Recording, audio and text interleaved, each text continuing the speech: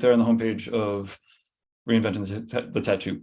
So I do want to thank, let's see, worldtattooevents.com, DLives Pro, known as Dermalives Worldwide, TattooNOW.com, that's me, I'm Computer Geek. And leave your positive reviews on all of the channels, please. Constructive criticisms, management at reinventingthetattoo.com.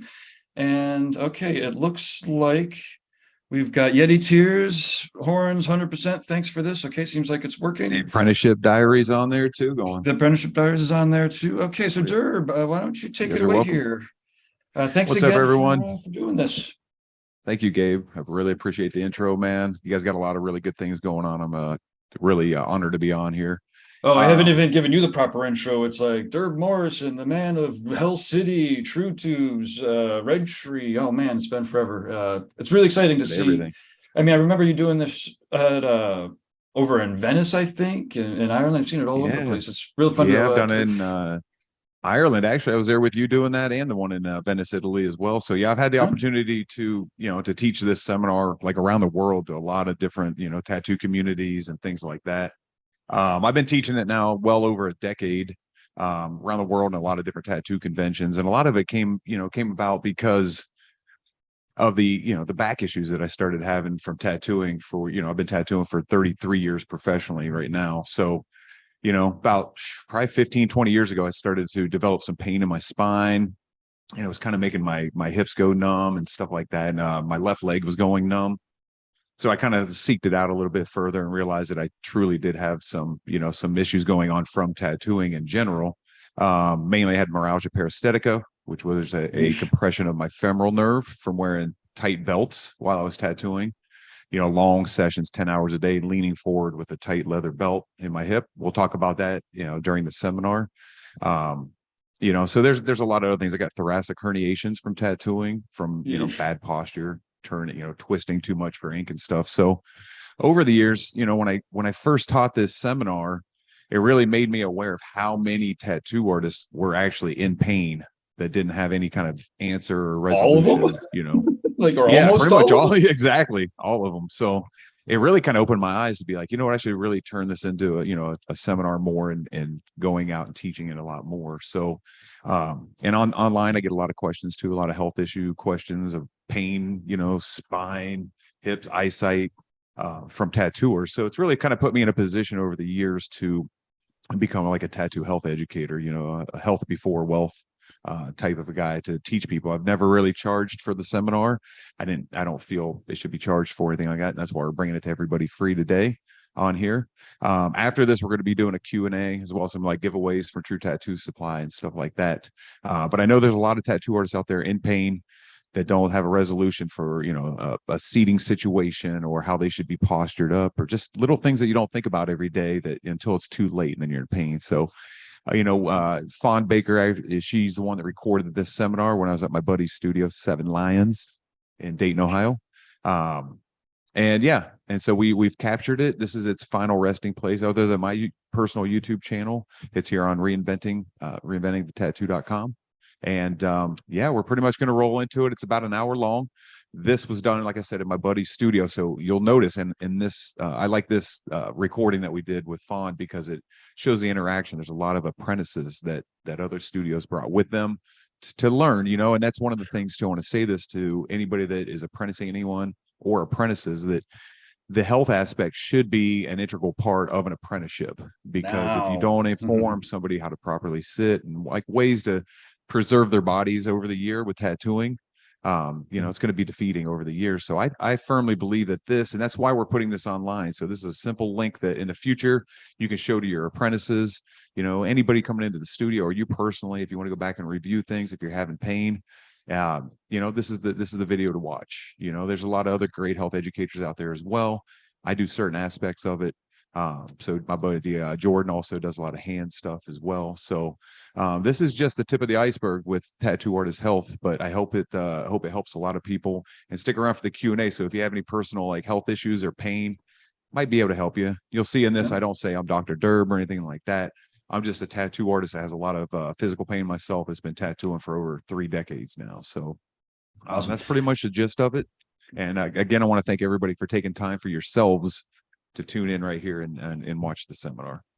Awesome. Well, let me get it fired up here. It seems like the chat rooms are picking up a little bit. Oh yeah. Let us know where you're beaming What's up, in everyone? from, and then if you have any aches and pains and whatnot, let us know. And again, as Durb was saying, afterwards the Q&A will have the opportunity to both win prizes and/or to zoom in.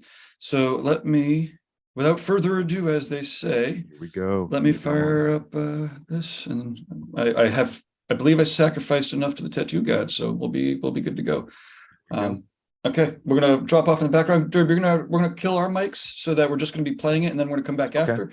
We'll be in the chat rooms though, so if people want to talk with us, then all right, everybody. I hope you guys enjoy, and I hope you get something out of it. Pay attention to some of the topics that I'm gonna do. The Q&A giveaways are gonna be from the seminar as well. So awesome. See you all on the other side. So first of all, I want to thank everybody for coming out today, not just for taking the time to come see me, but taking the time for yourselves, literally, because some of the information I'm going to tell you today, like I said, it's common sense. I'm not going to be teaching you really anything new, but I'm going to make you aware of things that can happen to your body over the next decade of tattooing. Most of us are going to be tattooing most of our lives till we're 60, 70 years old, or till our, bodies don't allow us to anymore. So the seminar is just reminders, insights, how to be healthier during your tattoo career. Like this, it's a brief seminar. It's tattoo artist insight, me being a tattoo artist, and the ways to keep your body healthier, limber, and stronger, allowing you, the tattoo artist, to feel the best you can throughout your whole career. Longevity of the artist is for any tattoo artist looking to improve their physical self and daily habits around tattoo studio to feel better during your tattooing with preventative exercises, stretches, and diet. Before I go any further, I am not Dr. Durb. I'm not here to give you guys like real medical advice. This is stuff that I've dealt with. I get a lot of physical pain from tattooing. I've been tattooing for 33 years now. So this whole seminar came about from me experiencing some pretty harsh, physical pain that kind of has slowed my tattooing down. I can't tattoo like I used to, 10 hours a day, 5-6 days a week. So when I started first having physical problems, I was like, oh shit. And when I realized it was from tattooing, not sitting up, twisting to one side for 30 years, I thought it was a good chance for me to kind of like share some of my experiences with pain through tattooing and try to pass it on to the next generation. So I'm not Dr. Durb. What I am, I'm a tattoo artist, just like you guys self. Last 33 years, actually 36 years, since I was 13 years old and did my first tattoo, but 33 years of professional tattooing. I do a lot of other things within tattooing. I'm sure you guys know the Hell City Tattoo Fest, Red Tree Tattoo Gallery, True Tattoo Supply, and then I also teach now. So I haven't taught this seminar for over 3 years with the pandemic. I've revised a lot of stuff, so you guys deal with me as I'm going along. Some things are going to be quicker. I got 65 slides to show you guys, things to go through. Some are going to be real brief. We're going to move on to the other stuff. But there's that sexy guy. This is an article that I had. I don't know if anybody caught the article that I had in Inc. magazine. Anybody catch that? Yep. Bud, you're the only one. Right. So a lot of this seminar is for, tattooers that have been tattooing a long time, but also for apprentices. And I know I asked before, but how many apprentices do we have in the room right now? Okay, cool. So almost half of you guys are apprentices. So this is a perfect opportunity for you guys to get this insight. You can take it along and just use it the rest of your tattoo career. Hurting your body is a choice. You sitting there hunched over is a choice. You twisting. We were talking earlier, I think, about working on people upside down for hours while the client's perfectly comfortable. So hurting your body is a choice. If you don't eat properly, that's your choice. If you sit bent over, tattooing all hunched over and not bringing the client to you, it's your choice. So hurting your body is your choice. We talked to somebody about that earlier, about me being suspended. So that's me getting suspended, hurting my body. But also healing your body is your choice. Healing your body after you're done tattooing literally is about going and kind of reversing the cycle of what you've done the whole day. You stayed stationary. So get out, healing your body, eat properly, stretch, exercise a little bit. So healing your body is your choice as well. I'm 49. That's my body right now. All natural, no steroids. So this is where we get to, is like the obvious is easy to ignore. You'll sit there all day knowing you're hunching, knowing you're uncomfortable, knowing that food's getting cold sitting over there that you ordered 3 hours ago, you know? So the obvious is easy to ignore, just like you shouldn't swallow a coat hanger or keep going with sidewalk ends. We're all here literally to prolong our tattoo careers, you know? Who here has been tattooing for 5 years or less? Bud? No. Who here has been tattooing for 10 years? 15? Only 20? All right, now we're getting up there. You're coming up on 30? Yeah. Okay. Who has physical pain from tattooing? Okay. Who doesn't want physical pain from tattooing? That should be everybody. Yeah, right there. So we're here to just pretty much prolong your career, make you guys aware of different things. Why are we here?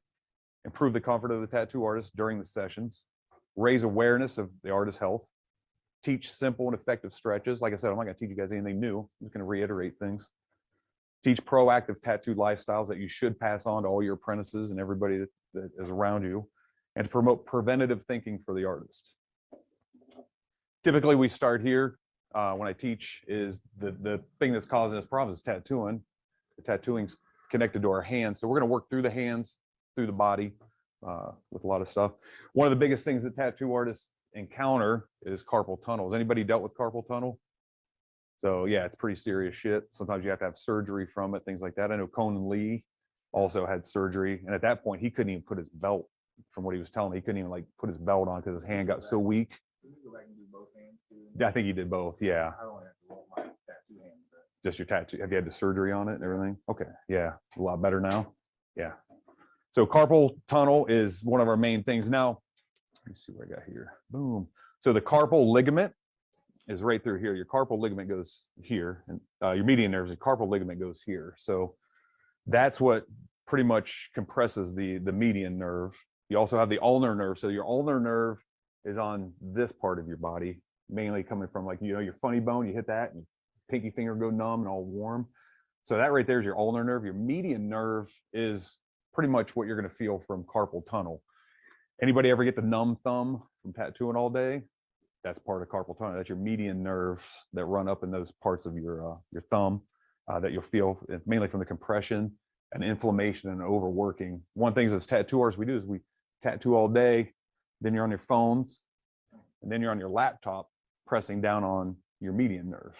So carpal tunnel is one of the biggest things that artists have a problem with their hands, typically, that and arthritis. I don't know if you guys can see up here, but like I was saying, the median nerve is what's going to run through mainly these. So see how it runs to the inside of your ring finger, but mainly it's going to run on the inside of the thumb, inside of these fingers.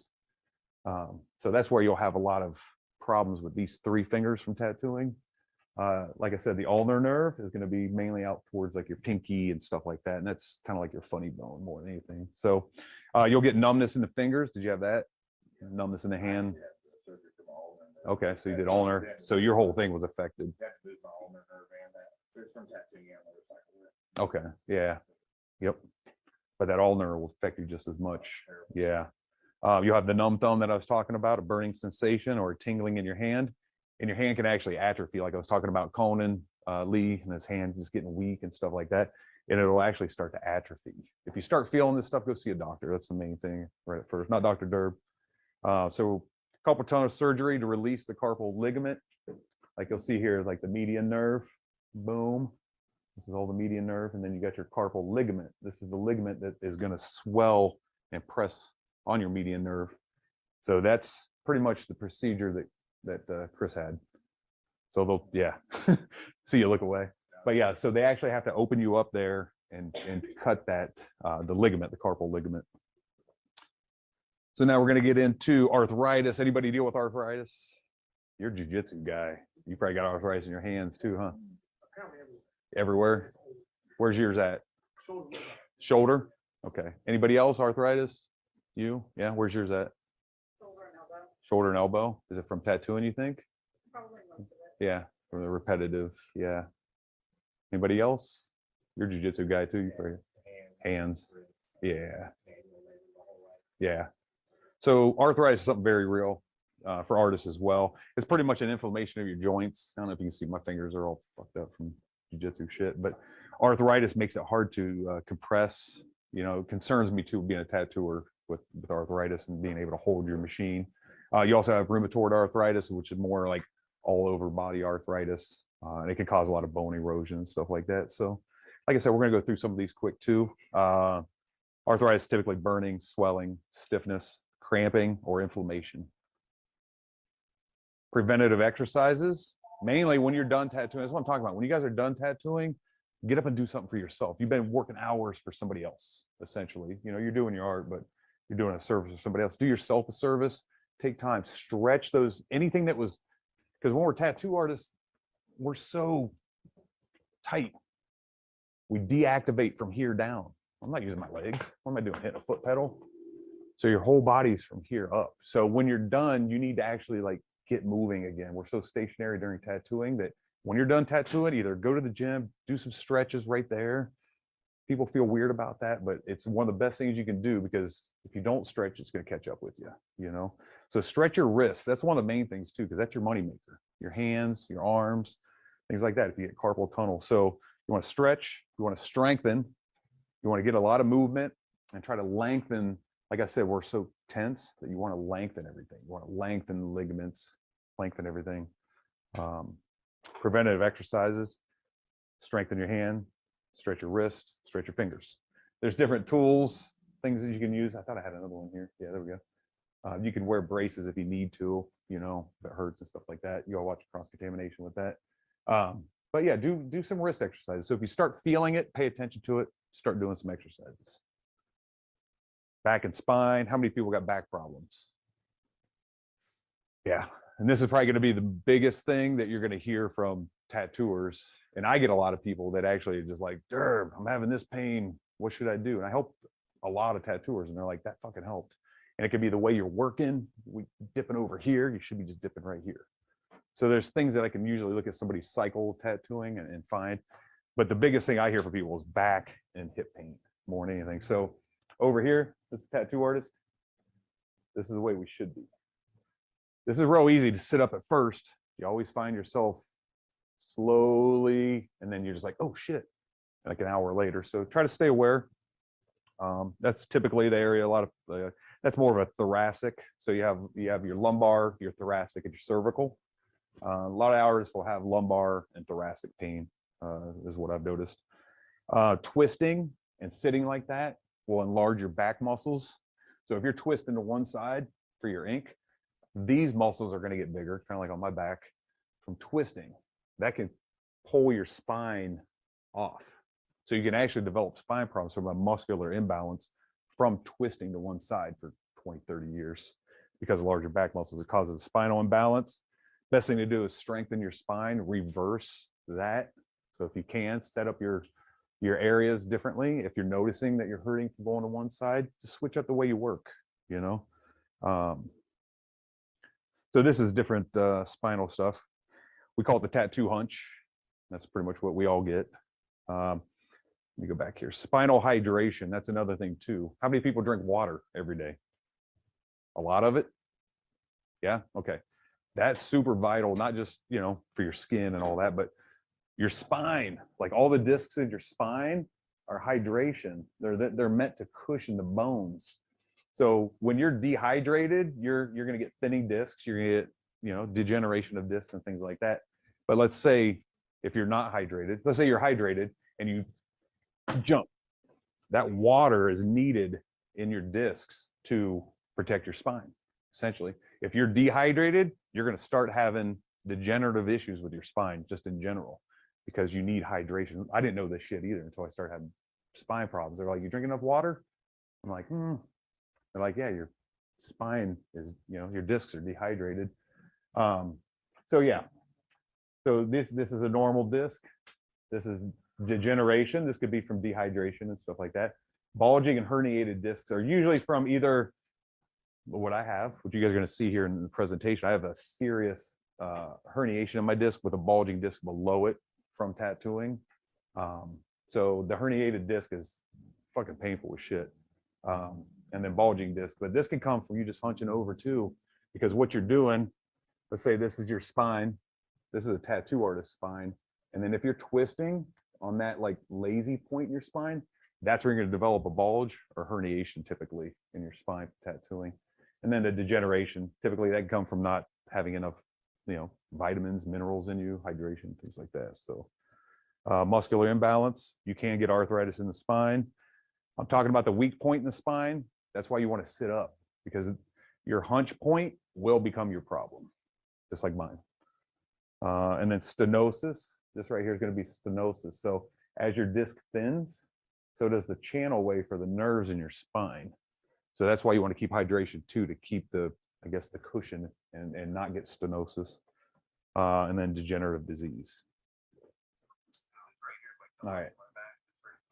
So this right here, I'm going to go back. This is the video. I don't know if you guys can hear it. So I was having a lot of pain years ago, to the point where it was making my leg go numb. I was literally kind of like this. And I think it was right when the herniation began. So I went and I was like, because I had people telling me like, you just got arthritis, bro. And it's like, you need to rest your back. No, I found out that I have a severe herniation in my thoracic 7. That's one of the highest paralysis points in your thoracic spine. And it scared the shit out of me. So I don't know if you guys can hear this, but this is when the doctor was like,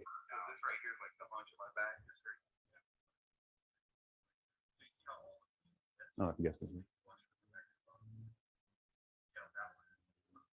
Okay, so I'm gonna have to show you guys. I got closer up. So I got a bulging disc here and I got a herniation here. Now my herniation's so bad. Boom. Okay, I'm gonna step over here. So like they said, this is how your back should look. See how straight this line is? So the black is my spine, my actual like spinal cord. The white's the cushioning around your spinal cord. When you get a bulging disc, you see this right here, just this bulge. This is what causes most people pain. I don't know if you can see up here or right here where my spinal cord's compressed and the herniation's almost pushing through right here, pushing through that, the only cushion I have left in my spine. So that scared the shit out of me, and it's given me a lot of physical pain over the years. Something I've been doing to help it is traction, which is lengthening my spine. I can't really go to a chiropractor because they'll twist me and they set me, and just it's too risky for me. I know I do jujitsu, but it's not like, you know, it's a different type of a thing. So what we're talking about here is keeping good posture. Tattoo artist, this is where we want. This is me bringing my client to me. Instead of me going to my client and trying to make them comfortable, I need to be comfortable because I do this shit every day. They're here for 4 hours. They can be, in my opinion, your client can be not super uncomfortable, like upside down and shit, but they can actually hold a position for you for 4 hours, because you got to do it tomorrow. You got to do it the next day. So you keeping your comfort is the most important, because you're the one going to have health problems from you know, being all bent over and stuff like that too. If you guys have questions along the way, just let me know. Keeping your chair at a good height, adjusting your client to you. Like I said, don't go to your client, pull your client to you, raise things up. Who tattoos? Ron, you tattoo standing up. I raise my massage table all the way up. Yeah. And that you probably don't have many back problems, or yeah, exactly. I mean, a lot of us old school guys like we think our problems are we use barber chairs instead of the tables we have. Yeah. So nowadays it kind of cuts back a little bit. True. Like we were tattooing a leg back then, like you said. Yeah. We never thought about throwing it up here. Nowadays, guys like, you know. Yeah, exactly. And bringing that I'm too. never sure why barber chairs ever became so popular. They're so hard to tattoo. They're terrible to work. Yeah, they are. We all used for years, and I think that's why all of our hips sit to one side, because we would. Well, back then nobody was even designing tattoo furniture either, so that was like our only option. Helped out with tattoo background. Yeah, definitely. I have a little section about that too. Just conveniences we have nowadays as far as furniture and all that. Don't twist. Twisting is one of the worst things you can do. How many people twist when they tattoo? So you guys' setup literally is your client's here and your setup's back here, right? Or back here. You're doing this every time. Every fucking time. Boom. These are getting strong. This is getting strong, which is going to throw your body way, way off. So something I try to tell younger artists or older artists is stop twisting, switch it up. You should be literally here, just dip it, you know, from the side. So if you got to change the angle of your chair to get to the permanent countertop, do it, because it'll really save you. I think twisting is what really fucked me up a lot, tattooing. Quit leaning toward your client. Good work counter heights. So you guys get that pretty much. This is like, sure. One of the things I've started doing is I've got my, and Durb does it too, we've got our setup on a rolling station. So like one day I'll set up on my right side, the next day I'll set up on my left side. Yeah. So like by just changing those ergonomics every day. They're just being less conscious of sore. that, not Yeah. for your Yeah, customer, not really, doing just being anything conscious. For her. But just moving my Yeah. station to the other That's keeping you side. balanced. But yeah. Durb has started working off the rolling station too. Yeah. I think that's like. That's helped me a lot. A lot. Move your materials as if you would move your painting materials. Yeah, exactly. Yeah. So all that, I mean, it's super important, you know. Okay, next is back and spine remedies. That's me probably trying to squeeze out a fart, hold my knee. I don't know what I'm doing there.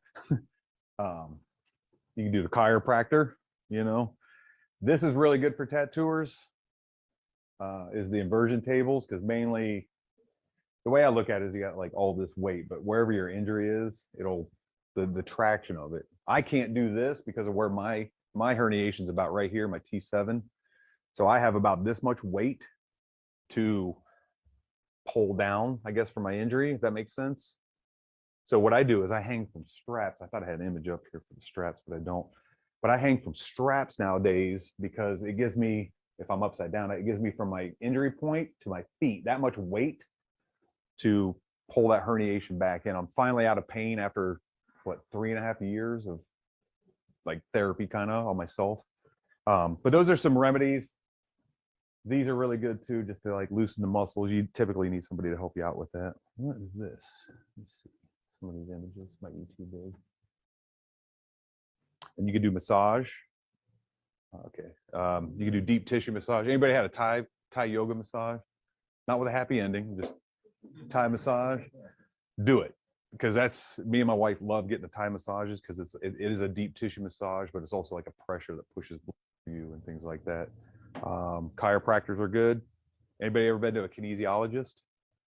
No? Okay. Kinesiologist is not going to just crack your back. They're going to look at you and your lifestyle. Like when I went to a kinesiologist, he goes, bet you're lactose intolerant. And I was like, yeah, kind of.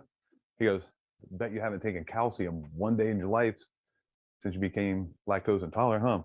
I was like, no. He's like, your spine's breaking down because you don't have calcium.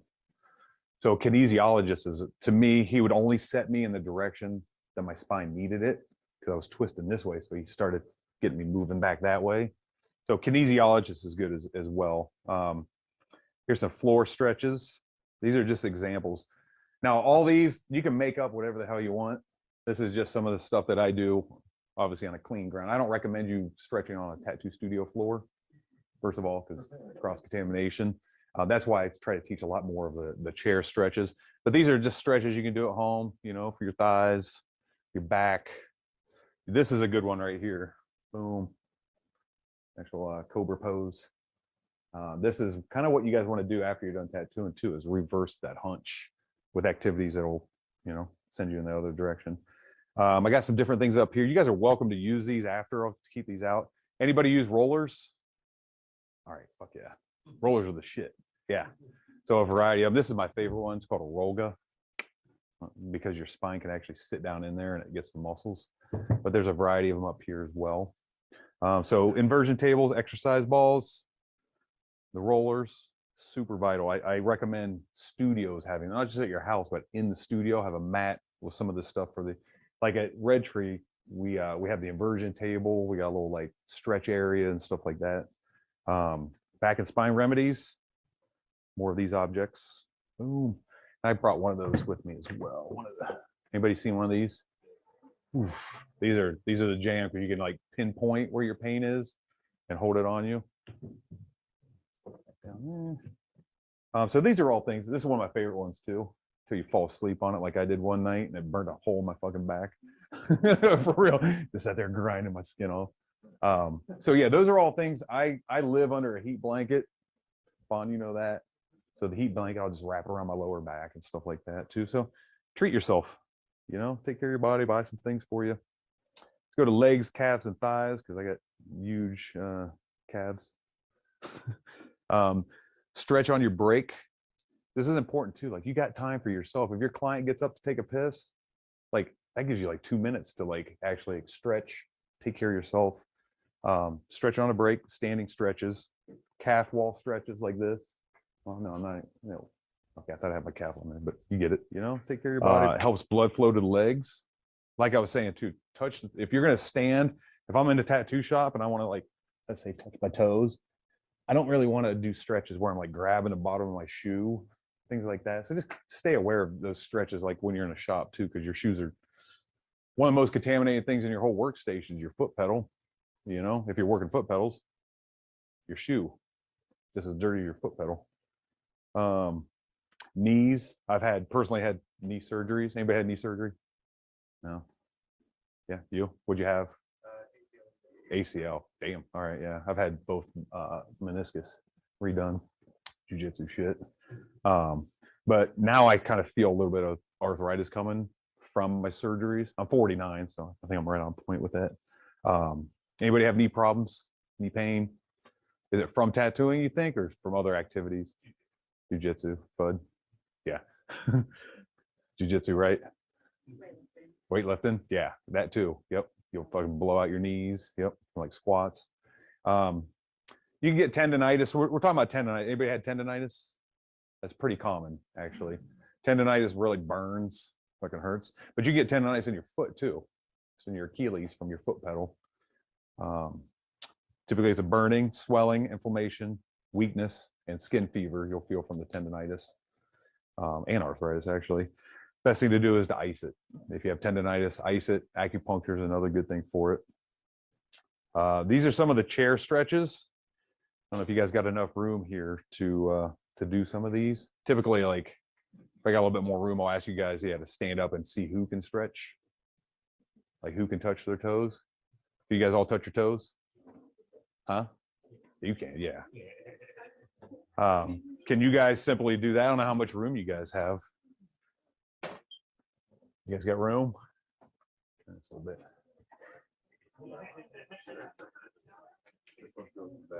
Yeah. Yeah, that one's, yeah. So this is because your hips are going to be so tight that this is stuff like, I'm not touching the bottom of my shoe, but my client's up taking a piss and my fucking legs are tight because I've been tattooing for 8 hours, So chair stretches are really vital. Boom. And this is stuff you see John Mesa over here doing it as well. That's just one. That's one that I like, but you don't have to leave your chair to stretch. You don't have to go somewhere special for it. You can do it right there. So easy twists and stretches in your chair. Don't stretch on dirty floors. Try to use a chair with like back support so you're not like, falling out. These are other simple chair exercises, and I am touching the top of my shoe there. But those are other things too, literally.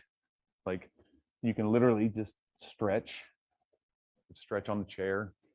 So what I'm trying to say is like, you think it's hard to stretch, but you don't have to leave your chair, and all these stretches, you can make them up for whatever is good for you. You can do the old twist. That felt good. And then you can use your chair for standing stuff too. So like if you want to stand up, just stand up and fucking stretch. It's funny that it's so easy for me to say that, but it's so hard for everybody to take 1 minute for themselves. Like, do you guys honestly stretch during your tattoo sessions? Anybody? I do now just because I'm in so much pain already. Yeah, You know what I mean? because you almost have to now, I right? have to every time they get up. I'm like, thank God, I need to.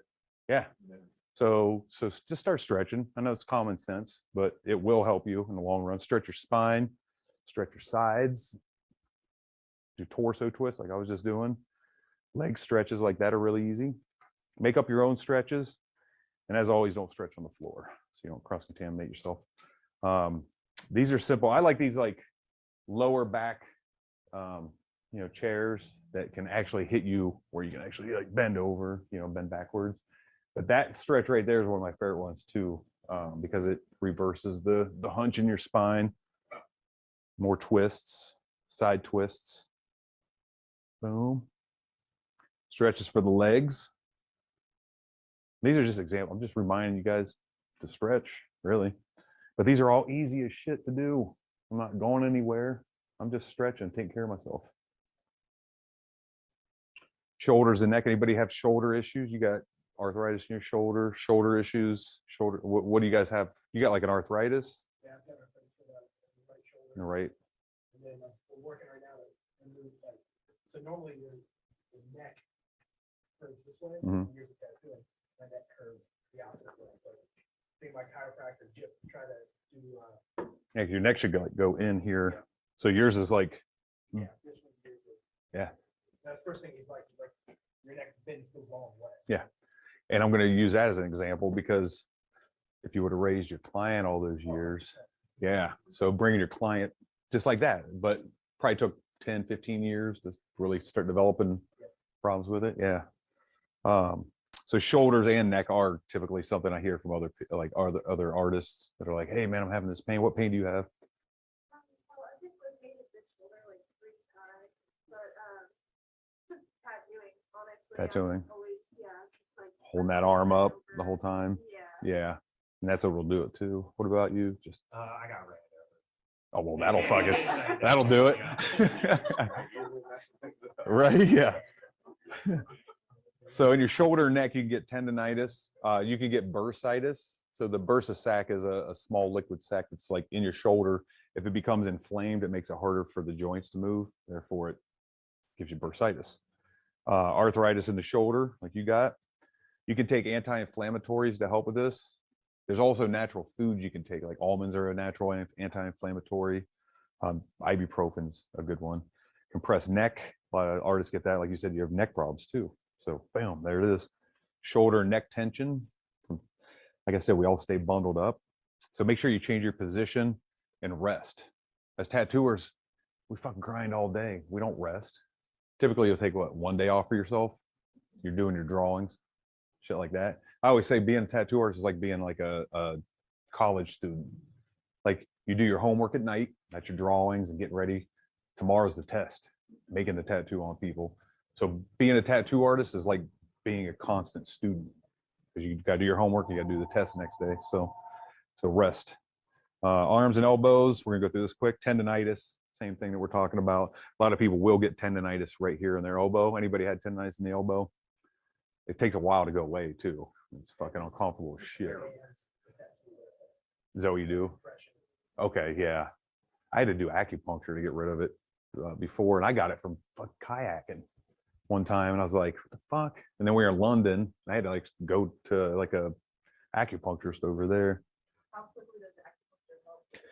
So it didn't help right away. It literally probably took 2 to 3 weeks. Like, did you do it one time? And I did it twice. I did it twice over there. 3 days. It was 3 days apart that I did it. But I noticed it didn't relieve till like 2, 3 weeks later. But that's the only thing that seemed to really help because I was doing ice and resting. The acupuncture helped because what it does is it creates a trauma that your body goes to like fix, repair and stuff. So elbows are something you get tendonitis in from like, just tattooing, arthritis. Anti-inflammatories help. Ice and acupuncture, which is what helped me. To right around there. It's got like a little ball in there and you put it right where So that spot push, is, yeah. and then you tighten it. Okay. They actually, believe That's it or not, interesting. Interesting how fast it will work. Yeah. You're like, Yeah, it forces your, like, it pushes down on one tendon and it blocks the blood flow, so it forces the blood flow to go somewhere else, so that it like changes where it's going. Okay. Yeah.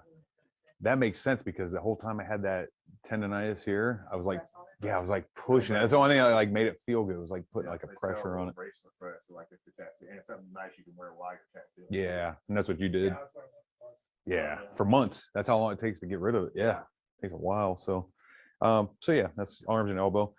Positioning while tattooing, we've talked about this. It's pretty common sense. But things like that too, like if positioning your client would prevent your neck problems probably. So bring your client to you, like we talked about, no twisting or hunching. Try to stay aware of this. It's easy to do. Keep your chair at a good height. Adjust the client to you. Bring your client to you. Your positioning while working, super important. Keep your work area in front of you. Like I said, don't need it back here. Don't do that. So anybody doing that, go like make today your last time you ever twist more than this. Boom. So that's highly important. That's what will catch up with you more than anything. So we were talking about ergonomic furniture. things like that. So there's different ergonomic chairs and stools, Mayo tables, things that they're doing nowadays for tattooing, not just barber chairs like we were all talking about. The newer generation, you guys coming into tattooing, it's a whole different world. You guys have so many like comforts and things like that with tattooing that you should take advantage of it. Get the best chair, get this, because it makes a difference in the long run, you know. In my opinion, I mean, we work off of the Tat Soul chairs right now, and they have more of a little bit of a saddle kind of feel to them. Not really. You guys have the bar that kind of helps you. They have different ones. Yeah, I know which one you're talking about. Where you can almost like lean on it. You can. Comes all the way up. It's not that bar, but it's just square. So it sits on his front, right? Yeah. Okay, I was getting ready to say that too. Yeah, it's like you can turn your chair around too and kind of like lean on it, you know. And sometimes that keeps you from hunching too much too. If you're just like on the pad, it's still weird. I don't know, I guess I'm still. Yeah, I you still probably one want of to. those chairs in, so I remember when he came out tattooed, he was just looked at like, and The Bill fuck Graham is- was like, just put a regular fucking chair in there. Yeah, is that when we were there? Yeah. Yeah. I remember that. Like, yeah, you know, so I mean, get the new chairs, they sound good, but someone like us would be really awkward. Try to over I think design. we would maybe overcorrect and Yeah. cause more problems. Well, sometimes the stuff could be designed from people that don't tattoo. They're just like, I have this idea for a chair, but I haven't spent 10 years in a chair tattooing. So it's things like that. It might conceptually look good, but then the function of it's like, nah, dude, it's making me hunch. Well, I think sometimes the function, like, you know, some of the prints that they start out with, it's gonna be great, but you got somebody like us who's been tattooing for years. We're it's used to already the, somewhat too late, and then, you know, we'll start to almost use different muscles to try to hold that position. Yeah. Versus just set into it. exactly. Yeah. And that's what it is really. Is like when you're sitting there, like I said earlier, like when you're a tattooer, you're literally like shutting off half your body. I'm not using this. Sure, I'm sitting here, but the real one I'm using these, this. So your whole upper body is where you're going to get most of your pain from, you know, mainly from twisting. So nowadays, like I said, we have so much more options for furniture. You should take advantage of it or stand up like Ron. So they make, let me show you some of these like that. Like that would be a perfect, like just a little standing, you know, workstation. I know Phil Holt works like that too, because he's had back problems. So you guys can stand up and tattoo. It really depends on what you want to do. But those are some examples. Like obviously you guys know that I produce these. These are true grips, and those are not furniture, but they're things that absorb like harmful vibrations when you're tattooing. So you're not getting as many, you know, carpal tunnel issues and things like that. These are the chairs that we never had back in our day, really, not like that. These are the chairs that I like. You asked about that. This is pretty much the exact one that I use. It's like that. It's got a little bit of a saddle, but it's also, like I said, with a back on it, stuff like that too. This can help you by simply having a back on your chair. If you push your ass back far enough, it will make you have good posture. You know, so staying tight to your chair may be a good idea for you. And like Fawn was mentioning, we work off not like this, but this is just a Mayo stand, but bringing something to you rather than having like a stationary thing where you're like, shit. All right, and you have to do it. So buy things that work for your setup and for your body. It'll improve your comfort. The grips absorb vibrations. Everything's going to help with better posture, even standing up. Nerve damage is what I have. I got a few things wrong with my body from tattooing, and I'm going to tell you guys something you probably never even thought about before. So nerve damage is pinched nerves. They could be relieved, but you can't repair a damaged nerve. The only thing that really repairs stem cells. Who was talking about stem cells? You, yeah. So stem cells are one of the only things that can truly kind of repair a damaged nerve if it's still repairable. But once there's nerve damage, it's done. It's going to be there. You can relieve it a little bit, but once you get to that point, you're fucked. I'm fucked. So one of the things that I deal with, let me see here. I don't deal with sciatica. Let's go on sciatica. I'm going to get to my point. So sciatica right here, you'll see comes out of the L4, boom, right here. And a lot of times, where's your wallets sit? Right here. You know, you're going to be sitting on your sciatica. Anybody have sciatica nerve pain? That's nasty.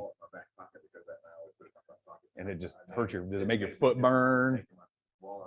Yeah, exactly. But the sciatica will make your foot burn. Who had it? You do too? What you have sciatica? You got sciatica? Yeah. And that shit's painful too. To make your whole leg burn. Yeah. What about you? What the hell is going on with you guys? Jesus. I'm gonna make a seminar on like how not to get hit by a car as a tattoo artist. Is that what it is? You guys both get hit in Yellow Spring? Yeah. So yeah, sciatica is one of the things you're going to deal with. All right, so I'm going to talk about this, and this is your femoral nerve. Anybody know what the femoral nerve is? Yeah. Okay, so your femoral nerve, you have your sciatic nerve comes out of your L4 down. Your sciatic nerve comes from that same area and goes over your hips and down the front of your legs. That's where, even before my spine issue started really bothering me, I started dealing with numbness and almost like a paralysis in my left leg, to where I was like catching it on like little shit and it wasn't like firing the same way. It's because I've developed a condition called myalgia paresthetica, and that's a compression of my femoral nerve right here in my hip, which shuts off the rest of my leg pretty much with that nerve. It used to be super painful when it first started happening because I didn't realize what was causing it. And one of the things I'm going to tell you guys is, if you're wearing a thick belt, thick leather belt, and you have a little bit of excessive weight on you, people don't realize is tight belt, everybody keep your pants up. And when you're tattooing and you're leaning forward with a hard belt, it literally turns into your femoral nerve. And it'll compress that femoral nerve so bad that it'll shut it off. It's pretty painful, causes numbness. So one thing that I recommend to tattoo artists too is like either wear sweatpants and like loose pants, loosen your belt, don't wear a belt, things like that. Nick Baxter actually started tattooing in like workout pants and sweats and, you know, like loose fitting kind of athletic wear while he's tattooing to prevent, because he started having pain like that. And I actually talked to him. I'm like, dude, I'm like, you tattooing with a fucking tight belt on? He's like, I don't loosen my belt. So then with your gut, a lot of tattoo artists, you know, with all respect, can be overweight. Yeah, we eat a lot of pizza. Yeah, exactly. So with that excessive weight, it can push your belt into your femoral nerve over time. Mine probably happened over 20 years, whatever. Didn't even think about it. Or like what you're saying, all this take care of yourself, like going to the gym and trying to prevent all those things that go in there, and then like eating correct, because like our eating schedule sucks because we're worried about the client. Yep. They ate right before they got there. We haven't ate all day, but we're like, oh, let's just knock it out 6 hours. You're worried about everything but yourself. Yeah. As a tattoo artist, typically, and that's, I forget who I was telling this to earlier, like your clients will take every minute you have. They'll let you schedule them starting at 10 p.m. and work till 4 a.m. The next dude will be like, oh yeah, 7 a.m. Take care of yourself, you know, like make time for yourself like that. Go to the gym, things like that, because if you're overworking yourself, you're going to start having fucking problems. And it might come from your belt. You might not know it. And then your legs numb the rest of your life. That's me last week eating a cheeseburger. But that, like that, you know, like the overweight with these hard leather belts, like think of what he's compressing just within that. Because a lot of your nerves do run through here, you know, through your hips. Remove your wallets. That's my wallet. I wish. Yeah, that's all ones for the strip club. So we talked about sciatica, that comes out of your L4 nerve. Myalgia paresthetica, that's what we talked about. So loosen your belts. Most likely you want to deal with that. That's the femoral nerve. Loosen your belts, loosen your clothing, remove your wallet, lose weight. Eyes and optic. Anybody have eye problems? Is it from tattooing, you think? No.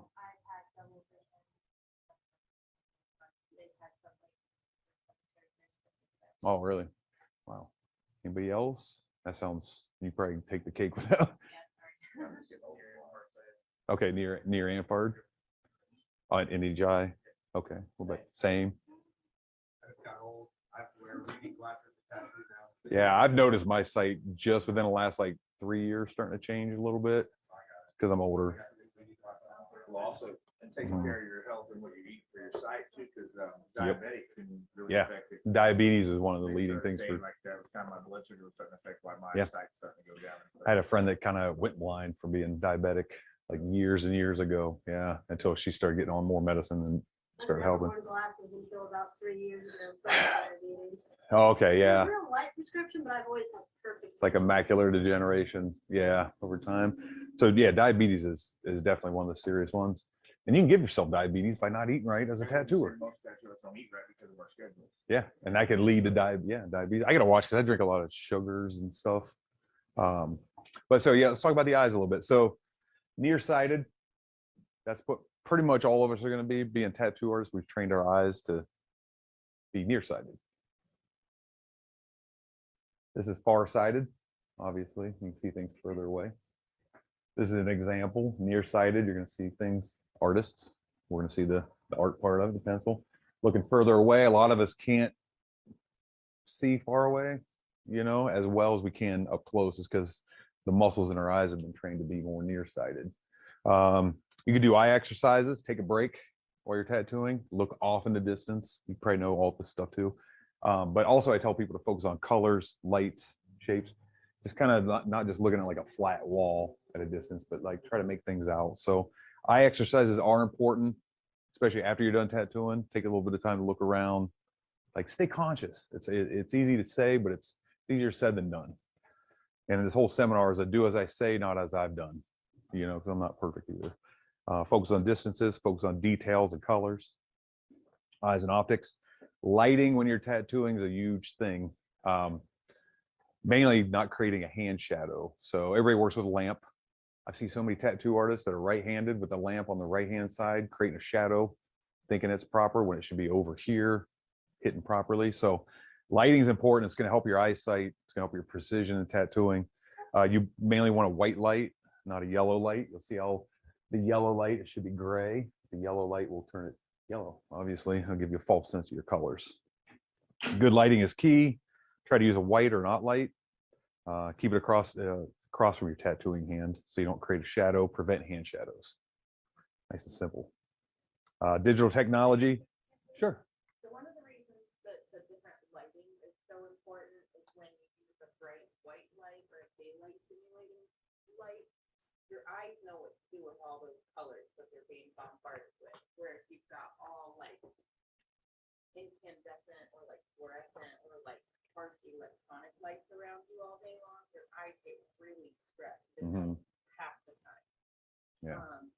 So daylight simulating, if you just like look for that keyword on all the light bulbs, so much eye stress. Like even fluorescent like this, if you just put daylight bulbs in them and they're like 10% more, it'll make your headaches will be gone, your eyes won't be tired, and it's just you don't even have to change the way you work. By bulbs that are good for your eyes. Yeah. And that's not only just for your tattooing, like, you know, but for overall Just in light general. studio. Like, and we have installed one of our rooms because we're trying it out, but they actually now sell lights you can put in your entire studio that they change throughout the day. You can set on a timer, so it has 3 different light settings, so that way it doesn't, your eye doesn't get. Also, it's not just the one so consistent. it changes levels of light throughout the day, but gradually, so you don't even realize. Okay, But yeah. it's kind of like she was So it's saying, like an being automatic eye outside. exercise almost, where it's Yeah, it's changing kinda it like up being on you. outside because you're not underneath that same light Yeah. vibration all day that you get a different thing. Yeah. So that's a new option that they've come out with too. That's awesome. I didn't heard of that. That will actually just change, like you were saying, so it gives you more that natural perspective of the day going past. Yeah. Circadian rhythm. I need. Yeah, so your sleep is better. Oh, okay. See. Yeah, that's what it's for. It's supposed to I be. told you I'm not Dr. Durb. But no, When yeah. our powers unite. And the lighting is something that can catch up on you too. If you're struggling through light, your eyes are going to get bad. You know, so proper lighting is important. If you're using the OT lights, those are good. But if you're using like a yellow light, go back to your shop and get rid of it and get the right, right stuff. Or even look at your studio, like you said, studio bulbs. So yeah, that's eyes and optics. This is one of the things I just threw in here that I personally think is affecting my eyes over the years now, is digital technology. Bright lights at night, looking at your phone. I honestly think that's kind of fucking people's eyes up nowadays, is like digital technology and being on your iPads, your phones. How many people lay in bed at night on their phone? Bright ass light, so it's things like that. So bright light in your eyes, blue light keeps you awake at night, things like that. So I just want to throw that in there because I think that that's something that's affecting people's eyes nowadays. Eye diseases. Anybody get floaters in their eyes yet? Like my old ass. Yeah, it's where you see like what was that? It's just like a fucking something, or I'll think something's moving, but it's just like a pretty much something in my eye. So glaucoma is very real. Glaucoma can come from an excessive light in your eye as well. That's why I put that digital part in there, because glaucoma can come from that. Eye floaters are what I was talking about. A lot of people get those as you get older. Allergic conjunctivitis typically is where you'll get an eye infection, something you're allergic to. Macular degeneration, we've talked about that. Age really is something you can't really prevent. As you get older, your eyes are gonna fucking go out, you know, just in general. See an eye doctor regularly. We talked about vitamins for your eyes. So like I said, a lot of this is common sense, but if you guys can add some of these supplements to your daily, how many people take vitamins every day? Like every day, religiously. Yeah. I make what I call my old guy shakes nowadays. It's got like spirulina, chlorella. I use powdered, so I don't get like put a whole thing of kale and all this shit in there. I'll use powdered greens, powdered reds, powdered fruits. What's that? I just started using powder green. Yeah. And then you can just drink the shit and get all your nutrition. You can get all these vitamins in you. So my thing is like, I'll make my coffee, but I'll also be making my shakes in the morning. A lot of those have the vitamins in them that I need. So that's a pointer, but those are just foods that'll help your eyes, because you can't see, you can't tattoo, bottom line. How many people do conventions? I don't. I would never do. So conventions are another kind of like point where like you're eating shitty food, you're not sleeping, you're partying, you're in a fucking, you know, with all due respect, because I put on conventions, you're in a little fucking booth, you know, trying to get your drawing done and talk to people. And it's just, it can wear your ass out. It can put you in bad physical moments with like little fold up chairs and stuff. So could, yeah, yeah, exactly. So conventions alone, like if you do conventions, take care of yourself at conventions too, just like you would at your studio. Don't just be like, oh, there's McDonald's there down the escalator. You know, let me stay up till 4 a.m. fucking drinking whiskey, which is fun. But, you know, Good for the fun part. so this is where do as I say, not as I've done. So I've been up to 4 a.m. at pretty much every convention. Eating well at conventions. Go do some food shopping before you get there, so you can create some healthy meals for you to eat. Every room's got a fridge. So a lot of times we'll empty the fridge out, put our own food in there, and then we check out, we'll put it all back. Snacks to keep your clear head. That way when you're tattooing, you're fucking starving. I usually keep like granola bars, things like that in my backpack too. Just little things where if you're like, what's wrong with me? Why am I? And then you're like, oh, I haven't fucking eaten in like 8 hours. That's cool, because I'm so distracted I didn't even know it. So keep little snacks with you at conventions. No energy drinks, and try to drink plenty of water while you're at conventions too. I call it convention survival. You see Megan's all hunched over. So is he. So we call it convention survival. What's that, Megan? Yeah, but yeah, exactly. So that's why I use both of them. But I mean, you can like, it's just not optimal to tattoo at conventions, unfortunately. Even though I put them on, it's not the best. Yeah, exactly. Unless you're a local shop, we'll see local shops bring in their chairs and drive stuff in. That helps. But convention survival is a big thing. 3 to 4 days in a small booth really fuck you up. You want to make sure you stretch, you move. We're gonna get into digital coaches. Anybody uses digital coaches? Anybody know what digital coaching is? Talk about that. Try to use the local gym or the pool. You know, if they got something there for you, take a second for yourself. This is another good one too. Take the stairs when you can. Where'd it go? Yeah. Sometimes I'm like, elevator. We're only up 6 floors. Like, I haven't moved all fucking day. Do I really need an elevator? Let me get some fucking blood flowing. Yeah, exactly. So try to just proactive ways of thinking.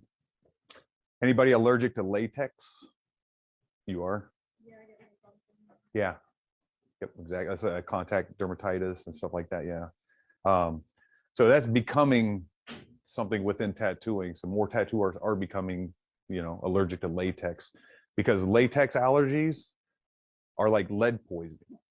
So when you have lead poisoning, your body can never really truly get rid of that lead. So once you build up so much lead in your body, that's when you get like an intolerance and allergic reaction to it. And you can't really filter lead out of your body. That's why I take spirulina, chlorella, believe it or not, in those old guy shakes I talked about, because those pull out heavy metals and things out of your body. So you can do things like that. But once you develop a lead allergy, much like latex allergies are going to be the same thing. Once you develop one, you probably always have it, right? Do you have to watch waistbands on like socks and underwear that have latex in them? Are you that bad? But Yeah. So, but it does affect you, right? Yeah. Yeah. So latex allergy is like this. It's like once you develop it, it will always be there. Mainly latex allergies typically come from osmosis, from absorbing through your body, or taking your gloves off. If you use like a powder latex glove and you inhale that latex powder, it just stays in you. And then eventually you'll develop problems with it and stuff like that too. So skin allergies over time. Anybody get eczema? I get eczema. My eczema comes from food allergies though. Yeah. So if I drink milk or if I have too many like almonds and shit like that, I'll get eczema. What gives you guys eczema? Just in the winter, dry skin. Dry skin. Yeah. Do you notice it if you're dehydrated or stressed? I tend to get more dehydrated in the winter. Okay. Yeah. Overdrink in the winter. Yeah. What about you? When's yours flare up? And when I wear my gloves all day and I sweat under them, it gets Right really there. hot on my hair. Show them. You guys see that?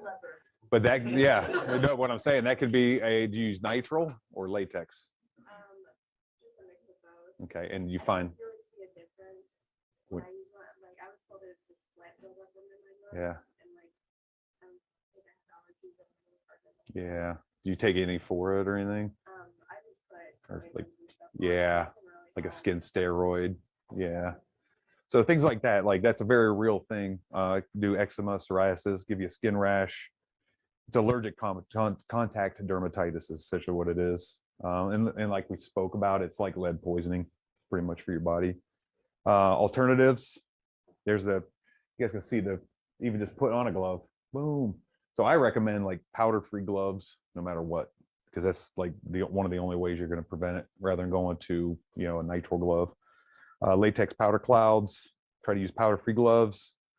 Client allergies as well. Sometimes you got to cater it to your client. Sometimes your client will be allergic to nitrile where you're like, shit, what do I use? Vinyl, latex. So vinyl gloves are an alternative. Hand washing, we're gonna go over this really quick. Everybody knows how to wash their hands, right? Anybody know what interdigitizing is?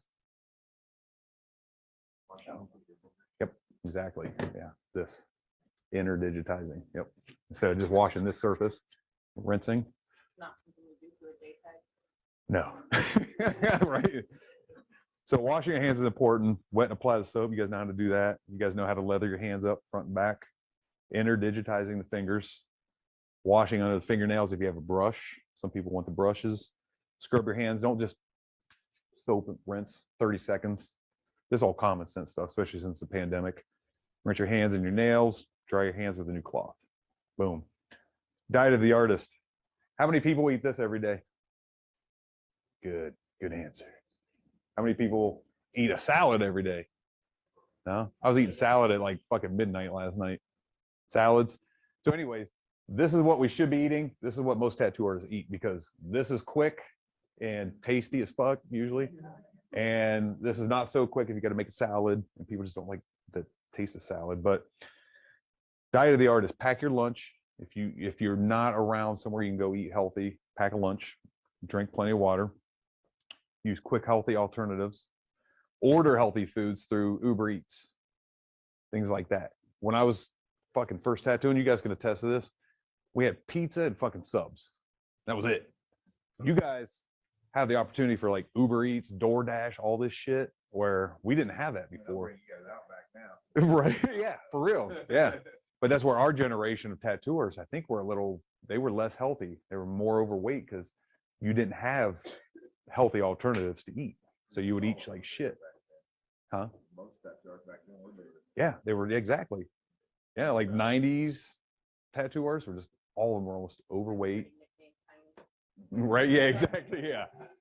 But you would throw all this shitty food in your face and then you would go, sit down? Does that do anything for your metabolism? Nothing, So just try to eat better. That's my stomach. So excessive weight will lead, we talked about diabetes earlier. It's not always from weight. Sometimes it's just hereditary too. Like we have diabetes in our family too, which I didn't realize till my mom made me work, because neuralgia paresthetica is another precursor for diabetes, which I've had my blood tested and all that. But my mom at that point, when I told her, she's like, we got diabetes in our family, right? I'm like, no. She's like, your great aunt had her legs cut off, right? I'm like, what the fuck? You should have told me when I was like 10 years old. So But yeah, diabetes is a big thing. Skin conditions, heart attacks, heart failure, and sleep apnea. Anybody know what sleep apnea is, right? Yeah. Does anybody deal with sleep apnea? Yeah, scary shit, isn't it? Yeah. So I've had a little bit of sleep apnea here and there, depends on, but I'll wake up like, like try to catch your fucking breath. Almost feels like you're dying. But excessive weight could typically do that too. Diet of the artist, we're gonna keep going with this. Pretty common sense. Pack your food, do delivery, pack nutritional bars, make a smoothie. You got the smoothie bar open in here? No, not yet. Next week. So again, fast, easy meals. I know we're going over a lot of diet here, but that's a huge thing for artists. Nutritional bars, meats and cheeses, almonds, fruit snacks, Uber Eats. Keep going on about the diet. Multivitamins are a huge thing. I'm 49. People ask how I'm still looking somewhat young, besides silver hair. And honestly, I go, fucking multivitamins. Like literally waking up at the JC, you've been healthy as shit all your whole life. Do you take vitamins? Yeah. Have you been taking vitamins kind of like? Yeah. The only thing that's safe for you guys is like at the end of the day, like I work construction, so my body is like cool. Yeah. Same as you guys, like you rely solely from toe.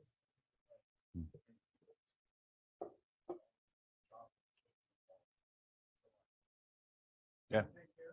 Yeah.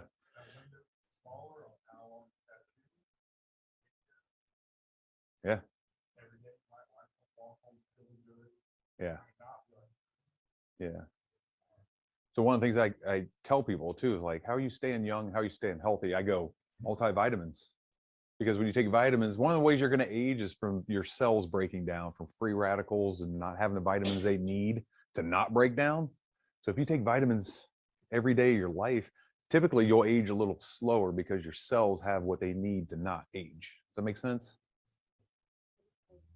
What do I take? I take I'd have to show you my cabinet of everything I take, but I do take multivitamins, like natural food multivitamins. And then I take magnesium, like I said, chlorella, spirulina, magnesium, B complex vitamins. I mean, I got so much shit I take. I take calcium every day now. I take potassium nitrate for like muscles and firing. There's so much shit that I take, but it's all catered to things that I think my body needs, you know.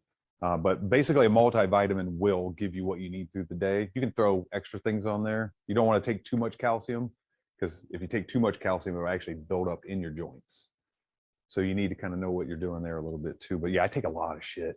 Like I should put that out online, just like you probably see my cabinet. Oh yeah, when we travel. It's like it takes him like 10 minutes to put all of his, it's like, are you making up? Yeah, yeah, exactly. Vitamin D3. I mean, there's so much shit that I take. Pretty much about this much. I literally probably take about this much every day of pills, and it's all just natural shit, and I feel fucking great. But the shakes are the big thing too, because I can throw a banana and get like actually fiber and stuff like that in there as well. Drink water, eat more fruit. The water will help aid digestion. It'll help hydrate the skin, like we were talking about. Taking multivitamins, water, water, water. So vitamins and water are key to keep you from aging so quickly. In a fridge, do you guys have a fridge here? Things like that. So I recommend shops to have like a little refrigerator, you know, where people can put their lunches in. I hate when fucking artists though, like leave their old ass food in the fridge. So that's always, yeah, that's always a fucking issue. Is like, oh, dude, I've thrown fridges out of my shop because people leave fucking food in there. You hear me? Yeah, at the shop. We're all on point. There was an incident. That was that beer or whatever was in there. Nate Marty left a can of beans open in it, and I opened it. I'm like, who farted in here? Like, fucking hell. But now it's like coffee creamer and lunch. Yeah, pretty much. Yeah, but these are ways for you guys to eat well at your shop. If you don't have time to go out, you got 10 minutes to go back there between your appointments and put something in the microwave or grab something fresh out of the fridge. So I believe shops should have a small refrigerator, microwave, little ways for you guys to stay healthy. Water machine, snacks, more bottled waters. Stress. Who was I talking to about the stress of being a tattooer earlier? Is it you? How many people are stressed when they tattoo or preparing for a tattoo or anything? How many people get stressed from tattooing? And it's totally fucking normal. You know why? Because you have expectations from other people on you to do something permanent on their body, and they got a time that they demand of you, you know? So it can, the stress and the burnout of tattoo artists is real. Social media stress. How many people get stressed out on social media shit? And I think that's a common thing because you're comparing yourself to, I gotta post, you know, and I'm guilty of it. We're all guilty of it. But social media stress is something new that we're all kind of dealing with. You have client expectations, like you got to be on point. You got your drawing done, you got a tattoo. So clients can stress you out, with all due respect, but like the expectations from clients, like I said, they'll take every minute of your day. So you need to find time for yourself so you don't burn out. Comparing yourself to other artists, that's another reason people can burn out or not feel they're good enough. Or stop comparing yourself to people. You know, when you're tattooing, just be happy you're fucking tattooing. Do the best you can and try to learn. But something that stresses a lot of artists out is like, I can't do that the way he does it. I'll never be him. He's getting all the media. Fucking who cares? If you're a tattoo artist, you should be happy that you're even part of this lifestyle and part of making your own scheduling and doing whatever the fuck you want. And like, if you're a tattoo artist, you have so much more freedom that people at Taco Bell don't have, or, you know, like normal jobs. So don't compare yourself. Do your best, do your thing, be yourself. That's what will bring a new style of tattooing or a whole new look, is not comparing yourself to other people, you know. Long work hours, we all know that can burn you out. Oh, let me go back. And then we're talking about the foods. So you could be starving during the day. That'll stress you out. Stress and anxiety, because we think about it a lot. Meditation's good. There's some acupuncture. Anybody done cupping on their back? No? You've done it? Yeah. So that shit gets real deep. Yeah. So stress and anxiety. Anxiety, who deals with anxiety? I do. I do a lot of shit. You don't think I'm stressed, anxiety ridden? And I think just being a tattoo artist can do that sometimes. So anxiety will make it hard to breathe. You'll feel overwhelmed, like you can't keep up with all your drawings and everything. You feel a sense of doom. You tense muscles. Things that help: diet, exercise, sleep. Those are the key. And actually, I've talked to doctors, and they say that diet, exercise, and sleep are comparable to any kind of anti-anxiety medicine that you're going to have. Typically, you'll have anxiety because your body's tired, your mind's tired, things like that. Sleep, diet, and exercise are comparable to like taking Xanax to help you with your stress and shit like that. It really is. Massage and acupuncture we've talked about. Have extra activities. How many people do something? How many people have like an extracurricular activity? Yeah. What are they? What do you got? Read. Yeah. So it switches the gear for you. Yeah. What about you? Yeah. Who else was next? You. Bowling. Yeah. Exactly. Get you moving. Yep. Who else? Who's got extra? Meditation. Okay. Yeah. Yeah, and that fucking helps too a lot. Anybody else? Well, my guy told me I ride, like she's saying, riding my motorcycle, and I used to do a couple set trips every year. And then being starting the expo and everything, I've been so busy, I haven't done. And a couple of my guys are like, man, I mean, hate to say it, man, but you're kind of easier to work for when you were taking your motorcycle Doing shit. trips, because those trips reduce that anxiety. And switch my gear, I'd take off for a week and leave it all. Gets rid of the stress. And I haven't done them, and everybody's noticed. They're like, dude, I mean, the only thing Getting different is aggro. you haven't been doing your trips, man. I'm like, but you know, that kind of can be stressful when you get to a certain point, because like we were talking earlier, like you're trying to get everything done. And if you're out for 2-3 hours, for 2 days, it takes you 2 days to realize that you're allowed to have that trip for yourself. Like, I think that's one thing that but the expectations from others make you go, I got to get the fuck back and do my drawing and stop having fun for myself. riding You know, motorcycle. and you should work hard. I'm not telling you guys to not work hard. Working hard is key. Working hard is a key. If you work hard, you can play hard. That's the way I look at it. You know, you do jujitsu. That's your only act, like, Well, like that last thing, so. yeah, but that's your main outlet. Yeah. Anybody else? Okay, yeah. I suggest some kind of like physical activity. Reading's great, but I suggest getting out some of that stress, you know, getting out and doing something, whether it's walking, swimming. Enjoy the moment. Like I said, enjoy the moment of being a tattooer. Don't stress too much, because we're in a fucking fortunate position where we're at, even have found tattooing. Daily exercise is very important. You can either exercise in the mornings, which I don't normally do. Exercise after work, to me, that's one of the most important times to exercise, or to like break the cycle of tattooing and doing business. Exercise after work, it also gives you, it like switches your gears. And then after you're done working out, you can be like, okay, now I can go home and sit back down and get on this. So help. Makes you more effective. Don't you feel like Yeah. Days, like if you come straight from the shop and go home and you got your all tomorrow's appointment, you're just like Slug got you a out. half hour just fucking around the house. Where if you go to the gym for a half hour, you come home, you're Reset you. and ready to. Yeah, exactly. Yeah. So I'm a big guy with exercise, you know, and I exercise for myself, but I think I exercise too to control my anxiety. You know, even my wife, if I'm getting like kind of like grumpy, she'll be like, go fucking train. Well, she wants me to go get my ass beat pretty much. But then she knows, yeah, like she knows that I almost like need to exercise. You guys, you probably just like that too. Like I have to have that. If I don't have that, it'll affect my fucking job and you know, like how I'm functioning. I So tell people I go to the gym daily for the mental aspect. Yeah. The physical is just a bonus. exactly. Yeah. Like honestly, do you do jujitsu to be a tough guy? You do it for the physical aspect, the mental aspect, and it helps you deal with things out here better. So just like all this, so helps you stay healthy and improves your mood, controls your weight. It's going to help you live longer and feel better.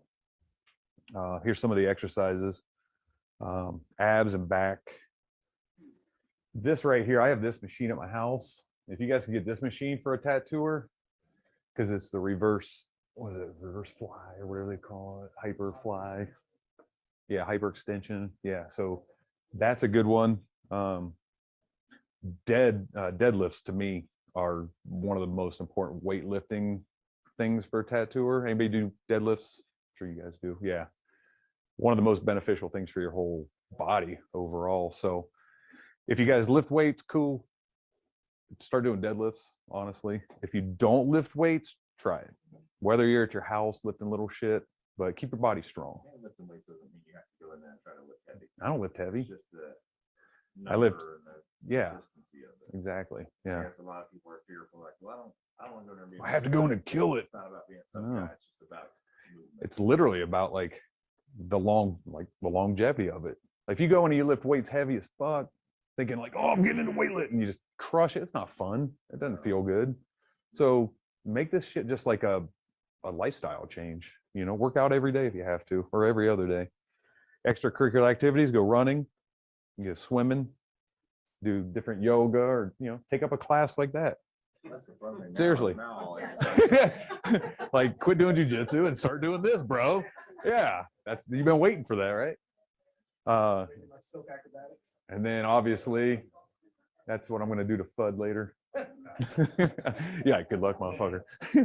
So like a lot of us, I have noticed a lot of tattooers getting into jujitsu because of the movement, the cardio aspects of it. There's a different camaraderie with somebody you're trying to choke and trusting them with your life. And yeah, exactly. So just take up something. Does anybody do yoga? Yoga. Boom. Yeah. Anybody lift weights? No. Anybody do jujitsu? Just us 3, 4? Yeah. What do you? I did jujitsu from '88 till about 3 or 4 years ago. Now I'm just. Oh shit, black belt? Yeah. Oh, right. Fuck yeah. So you know the benefits of it too. Yeah. Now you're getting talked back into getting into the class. Yeah. So you just volunteered the wrong lose weight and information. do vitamins. Yeah, I need my vitamins, my water, and then I'm good. So yeah, just take up extracurricular activities. Anybody know what digital coaches are? You got them on you right now. Yep, you got your watch. You got your phones. You can set reminders to eat. Yeah. Hey Siri, remind me to eat at 3 p.m. You hear my phone go off every day at 2 p.m. It says order food. Your clients, your appointments, your lifestyle can all be, if you forget about it, there's something like we're so fortunate nowadays to have that instead of a dial-up phone. These can do shit for you. These can schedule things. They can remind you to eat. They can remind you to stretch, all that shit. So use digital coaches a lot. Hydration apps are great too. Like drink water, like shit like that. You're drying out. Yeah. It's things like that. So utilize your phone, not just for like your phone, but like set timers every day and make it a it's like a persistent lifestyle. Old school now, there's so But many- you're already setting your alarms and I shit. just looked at, I've seen how Yeah. I had set all my meals. Yeah. Exactly. Right. So digital coaches are a way to not forget to eat, not to forget to stretch, things like that. And you can set it up every day. Apple Watch, like, is that an Apple Watch you got on? Yeah. And again, they can be all, just like working out, you can adapt all these to fit what style of working out or what style of digital coaching you Yeah, need. You know? Exactly. Yeah. So if it's about food, and you're like, I'm not Mine was eating probably- right. I never even thought about that, but like to literally just to say, hey, stop and eat. Yeah. Because I'll get done and it'll be 11 o'clock at night and I'm like, oh shit. And then at that point, Exactly. what do you eat? Because everything's closed. Everything's closed. So you know, That's my problem getting out of training. Like everything's fucking closed when I go to eat, like at night. So yeah, start using your phones and your watches as digital coaches to help you with any of this stuff that we've talked about. And there's apps, like she was saying, that can manage your water drinking and all that good stuff. Old habits die hard. Who smokes cigarettes? Fuck yeah, bro. Weren't we talking about that? You smoke cigarettes still? Oh, okay. Yeah. Like, Andy, what the hell? Yeah.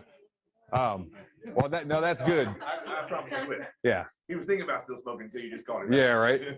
I used to smoke cigarettes like a dummy, but it came from like kind of high school habits and just stupid ass shit, you know? So I look at cigarette smoking as like a kid habit that goes with you into your adult life. So if you're smoking cigarettes, that's one of the things that like conventions, you'll see the smoking section. Everybody's going out to fucking take breaks, break the cycle and go smoke. Spend more time at the art table than the bar. You know, it's the only way. Yeah, exactly. And you know, it's fun going to the bar. So these are just, you know, this is me. This is my biggest vice. I'd say that, and sugar. Cigarettes are a typical thing with tattoo artists. Same with soda. A lot of artists drink soda. Sugars are bad. And then all of our favorites, the beer. JC, you love beer, don't you? All these years, baby. So, but these are the habits that you get into that you think like smoking's part of being a tattooer, you know? And I think that's what keeps some tattoo artists smoking, is that misery loves company. So any smoker will be like, hey, you want to come out with me and smoke? Here's a cigarette. And the misery loves company, you know? So you smoke, try to quit. Nobody in here smokes, which is good. Smoking, alcohol is another thing. Caffeine's my biggest thing next to weed. They're depressants. So alcohol is actually a depressant. So that's why you see people get all sad and crying on alcohol, except for tequila, because tequila is not depressant. A lot of the stuff can cause hypertension, the caffeine and all that. Advances your age, believe it or not. You see an alcoholic that's our age, and it's going to look 20 years older, you know. Gives you shaky hands. So as a tattooer, if you're a heavy drinker, you'll notice they get the alcoholic shakes and shit like that. Let's get into sleep. How many people get more than 6 hours of sleep a night? My old ass does now. 5 hours? 4 hours? Man, shop owners. Yeah. So sleep's important. We function somehow, but we usually make up for it with like coffee, some kind of energy drinks and shit like that to, like, you know, stay up. Sleep's important, helps you focus, maintains your weight, reduces stress, and helps your body actually kind of heal and recover. A lot of times I'll go to sleep after training just because my body's like, you need to heal. Yeah, exactly. I used to tell my wife too, I was like, I want to stay up, but like my body's making me go to sleep, you know, and it's trying to heal and recover. This is just, so REM sleep is the only time your brain is healing while you're sleeping. So before you go into REM sleep, sure, your body and your fibers and your muscles are healing. Your brain doesn't. That's why you need more than 4 hours of sleep, because you need to get to the REM state to heal your brain. And that's why that's so important to get those 6 to 8 hours. There's a reason why you're supposed to have 6 to 8 hours, which we don't do typically, because that's the time when your brain is healing through REM sleep. So I don't know if you guys knew that or not. So your body heals, your mind needs to heal, and that can't heal without proper sleep. So if you get 4 hours of sleep, you know, you wake up and you just don't fucking mentally function the same way because your brain didn't hit REM. You didn't get a chance to actually like heal the brain while you're sleeping. You might be able to walk and function, but you're cloudy, you know. So lack of rest is typically tattooers, loss of focus, age you faster. All right, so we're pretty much at the end here. I just want to say too, if you guys have apprentices, pass all this stuff on, try to instill it in other tattooers. Physically, like look at other tattooers and be like, hey, bro. And if somebody's like dipping over, like Ben Rife, one of my artists, he was coming out to the warehouse, the True Tattoo Supply warehouse for a while, and he's just like, man, that was a good session, you know? And he was just fucking like literally like going handicap, but he's a lefty and he was using a righty setup. So he was dipping over here the whole time, like stretches. So he started having like problems on this side. So he wasn't an apprentice, but what I'm saying is look at people's setups. If you notice them having pain or issues and things like that, look at what they're doing, try to make suggestions on how their setup can be better. Look at your own setup when you go back, look at your lighting, look at where you're dipping, quit whoever's twisting back here, go get a cart, pull it around. You'll feel that you have more energy when you're tattooing too, because this will wear you out every time. You almost start dreading the dip. So physically and mentally, because your back's starting to hurt every time. Yeah. Every time you go, like, And pain will affect you. Yep. Just thinking what you're getting ready to do. Yeah. You start thinking about your back every time you go to. Yeah. Also with the setup with do you typically want to keep your eyes on the tattoo most of the time? I'm sorry. Do you want to like keep your focus on the tattoo most of the time? Because I know it's twisting around. Breaking the visual cycle. Like get some ADD. Yeah. You'd be like, oh, I'm gonna do this line instead of focus. Yeah, I think that's a good point. Actually, staying like visually focused on the piece you're working on, rather than every time like breaking and being like, That's huge for me. you know, yeah, I even have clients when they do this all the time. I'm like, if you look at it one more time, I'll put that thing. yeah. They change their position every Because time. Like, even though I'm going for ink, I'm still looking at it. So when you do that, if you, I tell people, it's gonna be on your rest of your life. If you do it one more time, I'll Yeah. put it. That gets I'm annoying not as gonna shit. keep- Yeah, Yeah, that drives me insane. yeah. So definitely pass all this information on to your guys' apprentices, friends. You know, I was just having this conversation with Eli, one of the guys that works for me, and he's a big dude. He's like close to 300 pounds. And I come out and he's like this, trying to get a line on his knee, like upside down. And this guy took a video, and I'm like, that's funny. But I show it to them later. I Yeah, showed it to him. I was like, how long did you like do look it? at you, bro. And Yeah. He's like, oh, he's dying. I'm like, "You've been doing this Yeah, and for then you 3 see him years." later on, like fucking hurting. When going back to the beginning, he made that choice Yeah, yeah. to not raise the fucking client, to get down on one knee and put himself in that painful position.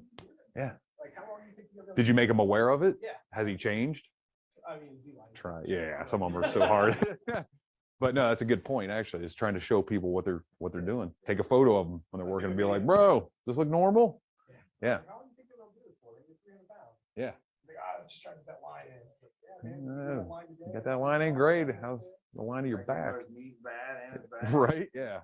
So I think yeah. That's having that awkward accountability conversation with your coworkers or your friends, like, hey man, because of this, like, Yeah. you're bitching every day about your back hurting, but I've watched you for 3 years do this, Yeah. And we don't want to have that uncomfortable. beat Like down. willingly for years they'll tattoo like that. Yeah. And then one day they go, why's my leg numb and my back? It's like, bitch, you've been fucking tattooing upside down for 3 years. About 2 years ago, and you just. Yeah, right. So pass all this information on. And then that's pretty much it. I just want to say thanks everybody for taking the seminar. Not just for me, like I said, for taking the time for yourselves and anybody you're going to teach us stuff to later on. So Okay, let's stop screen sharing. And we're back. Can you hear me? Testing, testing. Hey, Durb. Testing. Can you hear me, Durb? Your mic is off. Hey, everybody, that was pretty awesome. Thanks for lighting up the chat rooms and whatnot. If you are interested in asking some questions live, Durb, your mic is off. If you're interested in asking questions live, if you go to www.reinventingthetattoo.com/longevity, and I can hear. Yep. awesome. And then we have some trivia questions. So wait, first let me blast up that link real quick. So Durb, that was awesome. Yeah, man. Can you guys hear me? Perfectly.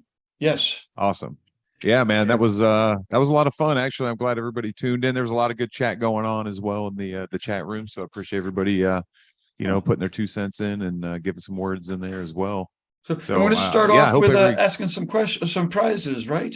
So you have some Yeah, stuff to give away, or So we got some stuff sitting up here on stage. I don't know how well you guys can see, but over the years I've invented different True Tattoo Supply products. One of them being True Grips. We got True Tubes, we got some the tattoo grip tape or some membrane cartridge needles. So what we're going to do is just a few questions, you know, from the seminar, and a few questions about myself personally, things like that. And if you do answer them, the first person watching live to type it in, essentially, we got Lauren over here. She's going to be watching the names and how everything goes down. And then we're going to have you guys reach out to me. You know, the winners of each question can reach out and email me at durb@hellcity.com, and we'll ship you out your item of choice from True Tattoo Supply. Awesome. And then people will be able to join in if you zoom in. People are going to go into the waiting room, but then we'll start bringing people in, through the course of this Q&A. So what's the first question? What's the first trivia question? All right. I think Lauren, you're going to be popping the questions up on the screen here. I think I'm lagging just a little bit here on my screen, so let me know when you're ready to pop it up. And we still do have the chat open, everybody, too. So if you have any personal questions, anything like that, too. Also, if you guys want to email me with your personal, like pain, you know, things like that, that's you like a little insight from a senior artist, you can email me at durb@hellcity.com as well. So first question is going to be, what product did I invent that helps to absorb damaging vibrations from the tattoo machine, preventing carpal tunnel and other issues? Mm-hmm. Kyle, you cannot win because you're standing here.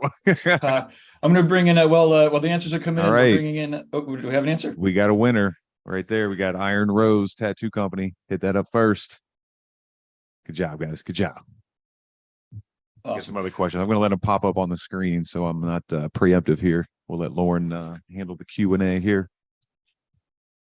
Oh, and we just lost Yeti. We'll bring some people on as they in between some of these questions too. Justin, you were close. True Tubes, but True Grips are the ones that absorb the vibrations. True Tubes were my first tattoo invention, though, with the tubes and stuff that I came out with, and then the True Grips went over top of them to absorb all the vibrations and stuff. So, Durb, we've got before we do the next one, we have Lou and Bradley coming in here for the little Q&A here.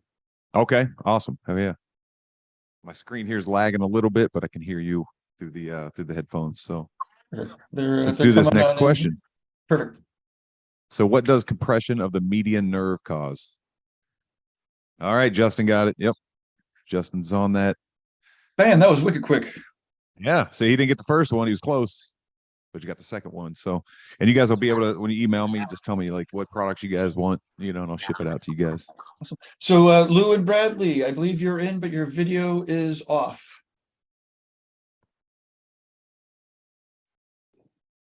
Well, you might work on clicking the buttons. Yeah. Yeti Tears is another. Yeti Tears has been in the chat room. Is beaming in. But let's run the next question as everyone's tech is catching up. Right on. Let me see here. All right, get ready for it to pop up, everyone.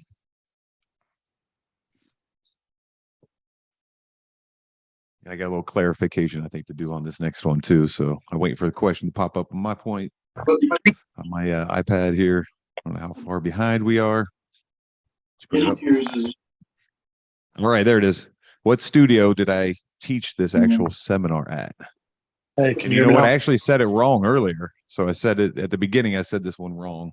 So let's see who gets it right. We can't hear everybody. I am muting everybody just because I think somebody had us in the background. So it's just important that as people are beaming in to get rid of the stream in the background.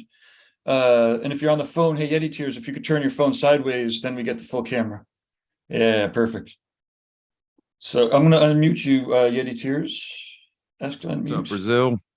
I see Brazil's Pedro for Brazil's tuning in. What's up, man? How you doing? Hey, fellas. So yeah, what studio did I teach this seminar at that you guys just watched? 33 Lions. Get that? Did you catch that? All right. Yeah. See, earlier too, I said 7 Lions because I know Buddy has a 7 Lions studio, but yes, it's 33 Lions in Dayton, Ohio. That's where I taught it at. And there's a room full of apprentices and artists, senior artists, everybody. So yeah, Chris Taylor was there. It was awesome. Cool. So, Dirk, can you see everybody that's joining us? Yeah. Yep. I got two of them there. I got Jack and Yeti. What's up, guys? Hey, how's it going, Dirk?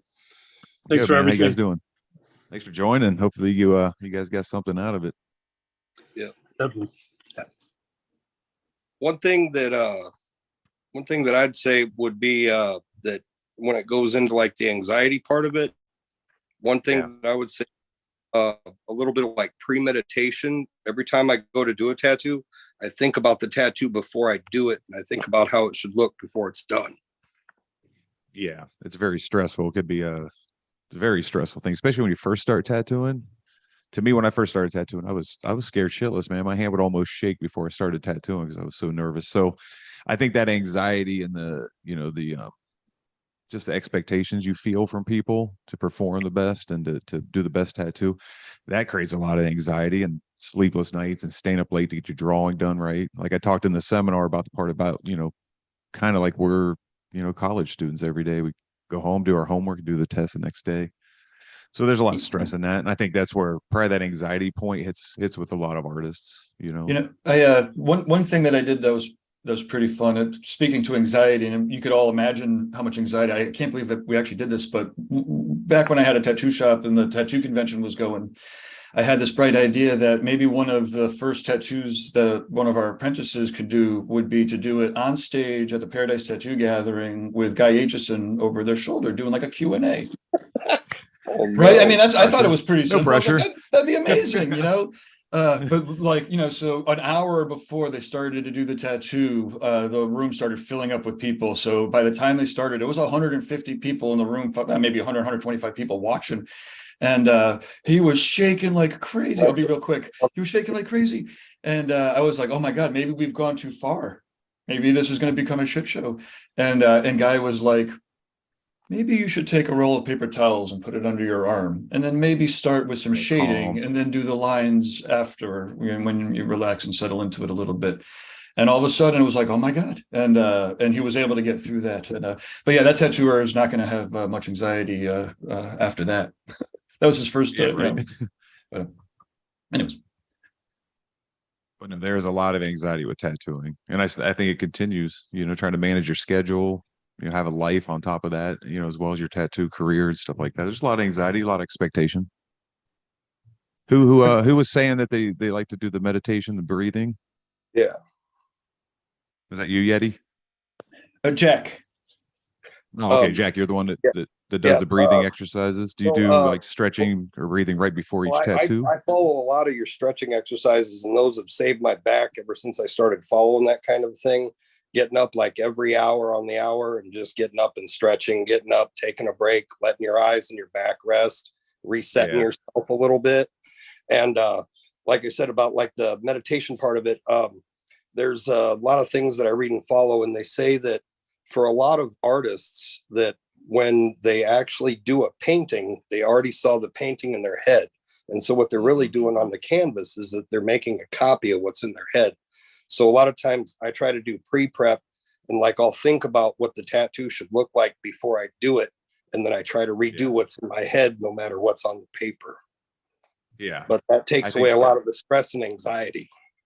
Yeah, like that preparation. Yeah, because it's a scary thing. If you're going into a tattoo and you go, okay, I kind of know the direction I want to go, and you're almost trying to do it on the fly, which a lot of us do, and it typically works out great. But having that preparation before your tattoo appointment, or having like a basic color study, man, that makes it go. Even just a shading study or whatever, like that makes a tattoo, that takes a lot of the stress off because you already got the process kind of planned out. But I think if you're doing it on the fly, I find it's going to be a little more stressful. You're going to stay a little more intently focused because you're trying to create what you're thinking rather than already kind of putting it out there, like you said. So yeah, that makes total sense.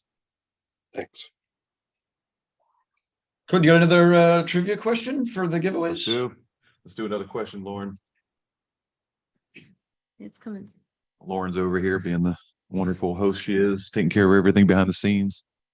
The first time in Europe, Durb taught the seminar. I love Europe, man. Europe's fucking wonderful. Yeah, let's talk about that being stress and anxiety ridden. Remember, I hosted the that first Venetian tattoo conference over there. Yeah, that was 8 years ago man. now, or 9. We saw it just happened. I saw the memories. and I wasn't expected to like host and everything, and then not speaking Italian, and then we had to forward translators, and then what about 1,000 people there staring at me Yeah, for that 3 was days nuts. with a microphone. For me, That was, I was talking to Russ recently about the translations and the interpreters. For me, I talk so motherfucking fast, but the thing that I love the most is having an interpreter because it means I have to finish my sentence yeah. and then like wait and like so having the interpreters really made me slow down and be conscious. So I almost lean into the European interpretations. Yeah.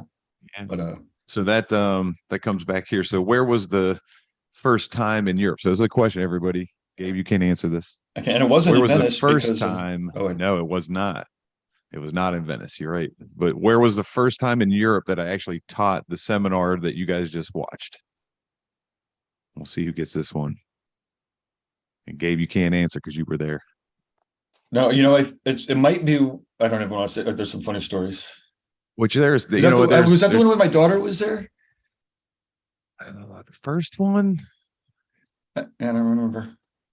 I think no, because the first one, I think the first one is when I met my wife, right? Is that when we went up? I can't really say where we were. Right, I think it See if was. somebody And my can get daughter was the, there. Yeah, the one where you met Okay, your wife don't- was when my daughter was. So That was where beautiful. at near, near London, not in London or anything like that, but where did I teach my seminar the first time? Anybody get it? I think it's actually listed on the homepage of Reinventing under the, Is it? Yeah. See, or at least the choices are there.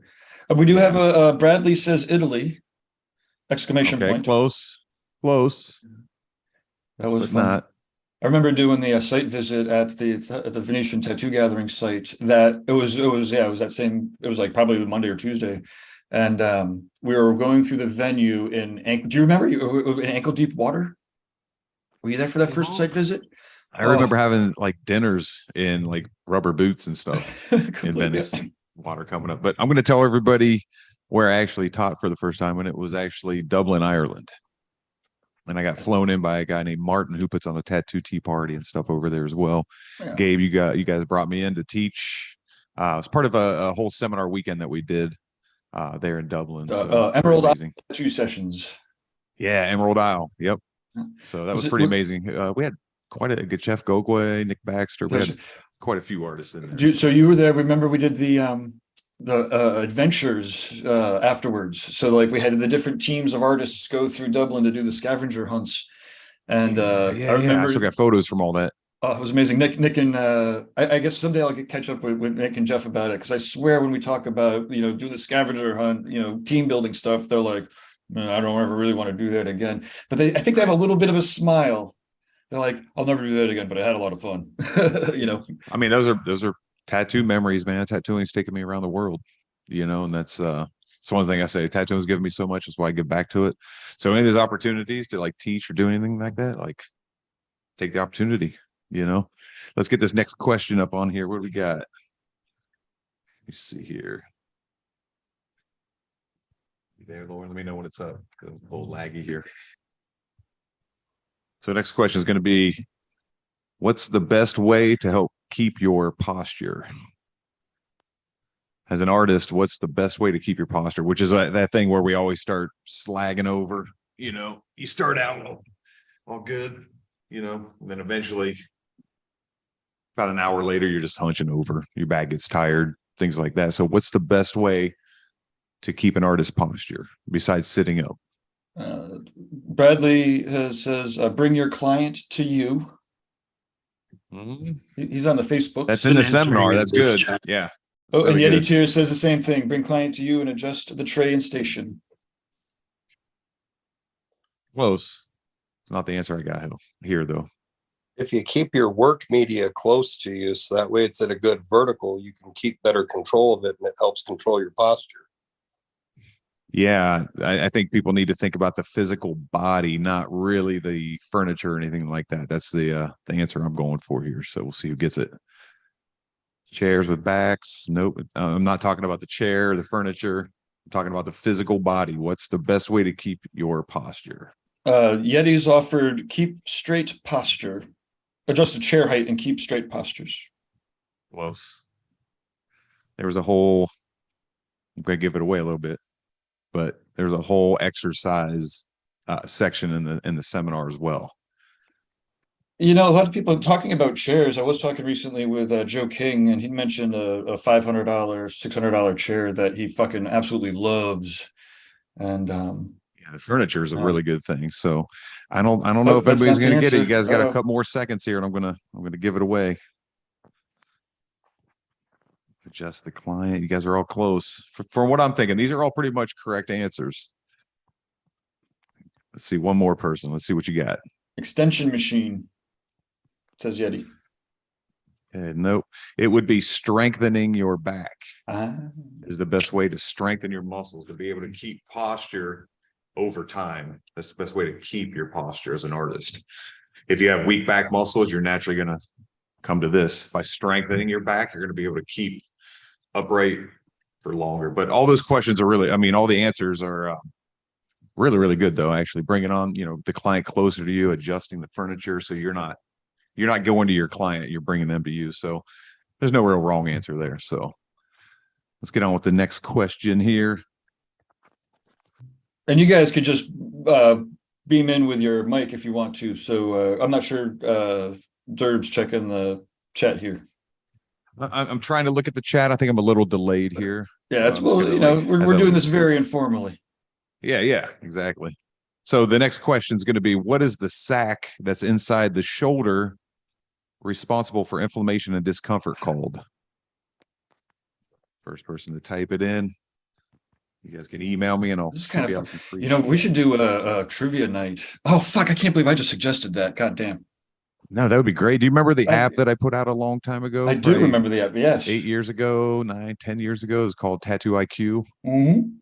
And every month we would put up new trivia questions. So 10 new questions every month still have them? on the trivia. We got a shoulder bursa, says Bradley. Yep, the Bursa. Yep. Bursa. So Bradley, you won. Yeah, the Bursa Bradley sac in Robinson. the shoulder. Yep.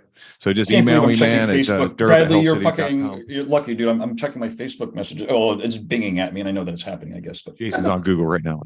What's in the so no, that's good. Jason, you got it. Bursa. You can get pretty much anything. If you want something else on the site, or who got the Bursa? Bradley. Oh, Bradley Robinson. Jason. Okay. Is that the first person to answer, Bradley? All right. In this case, yes. Sorry, Jason. Okay. Sorry, I'm seeing Jason here. So let's get on with the next one. Name 3 different sections of the spine. Just 3 different sections of the spine. Let's see. Yeti, you got this? Not off the top of my head. No? I've been going What about back you, to Jack? chiropractor too. I should. Jack, you got anything on there? No, lumbar, Yeah. Lower lumbar. vertebrae, and it's like, forget the mid spine called. Hey, Bradley, if you major could sections. go over to the YouTube chat room. You already won too, so you can't win anymore. You got to give Jason a chance again. Yep. I think Jason, both those guys got it. Yep. Jason and Scott. So I don't know who got it first on my end or on your guys' end. You guys let me know. So yes, it's cervical, thoracic, and the lower lumbar on the spine. So congratulations. You can just email me, durb@hellcity.com. I'll get you guys anything you want. We're gonna get on with the next question. Keep this rolling. There's not too many more questions. Let's see what you guys got though. What does an artist sit on that causes nerve damage, sciatic nerve damage? What do you sit on? I hope that Amy didn't hear me say that trivia thing, because she was suggesting game night at the Jiminy Peak event, and I was like, no, game. And then Jason Lisa was like, yeah, game night. I'm like, oh man, we're gonna have game night. That sounds like fun, actually. Like a tattoo Right. trivia night. Exactly, exactamundo. I like Ralph's top, middle, and bottom. The spine. And Jack got it. All right, you know what? Jason won again. From what I see, the answer to my question is, what does an artist sit on that causes sciatic nerve damage? Is a wallet. So yeah, money sack. True. Very true. So Jason, you got that one. All right. Well, and you also got backed up by Durb there, Mamie. So we're clearly doing some game night stuff. Hey, you count me in on that. I'll join. Okay, another question. What do artists look at the most that damages their eyesight? Oh, I know, books. Wow. Let me see here. Yeah. What do artists look at the most nowadays that damages their eyesight? Yep. The Apprenticeship Diaries got it. That's from what I'm seeing here. It's a little laggy. But the blue light, you're right. Like cellular cell phone lights and the blue light. That's exactly what it is. So the Apprenticeship Diaries, you got that one. Congratulations. Just email me, durb@hellcity.com. We're going to move on to the next one. What allergies come from wearing gloves from tattooing for so many years? What allergies? Latex. See what y'all got. All right. So you said that right when I saw Scott's thing come in. So you guys tell me who won. Gabe? Uh, Well, I got the 33 tiger or lion, so You got okay. You already got that. That's right. You did. Yep. Oh. So let's give this one to Scott Mock. wait a minute. He Does this hasn't- mean everyone's a winner kind of a thing going on here? I'm No, joking. no, it's the first person to type it in. That's up. I'm joking. There's no losers here. This is You're YouTube. keeping these names over there, Lauren. Yep. All right. Everything's on track. We got all the winners. And don't forget to reach out to me again, durb@hellcity.com. Next question. What's a great way to keep your schedule and day in front of you as an artist? I had a term that I was using during the whole seminar that I teach of ways to keep your schedule and day in front of you in an organized way. What was the term that I was using?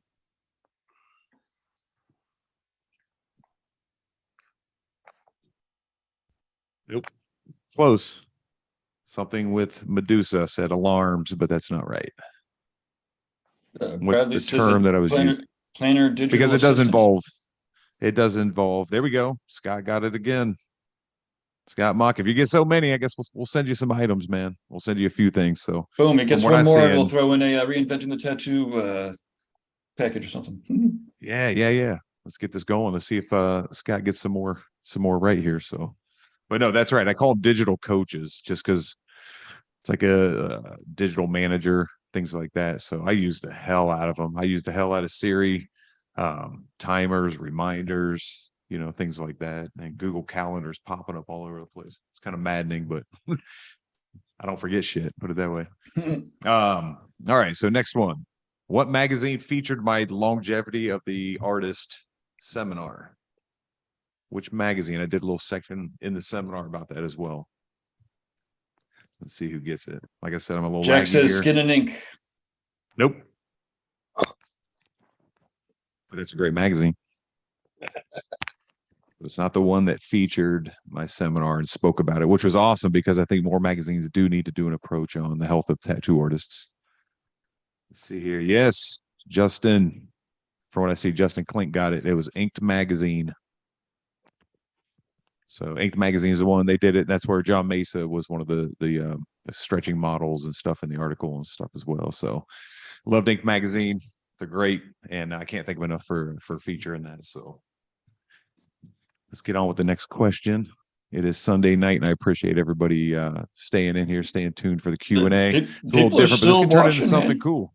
Yeah, you know what? Like you said, this could turn into something really cool, man. Have some game nights like this on through Reinventing, giveaways, things like that. So, next question. Here we go.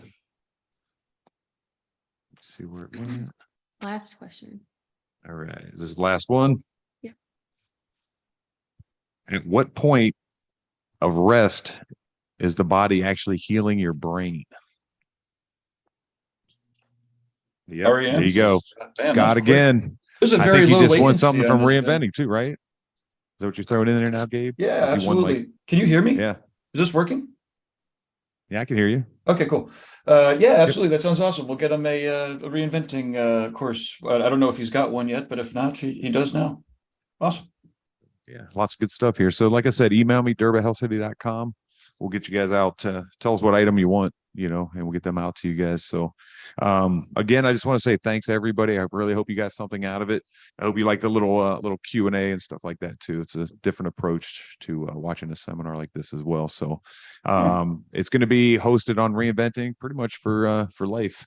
So if you guys have apprentices, or if you want to gather your studio around friends that are having, or friend artists that are having pain or issues, gather them around. Tune into reinventingthetattoo.com. Check it out. I also have it up on my YouTube channel, so if you just search Durb Morrison, you can find it on there as well.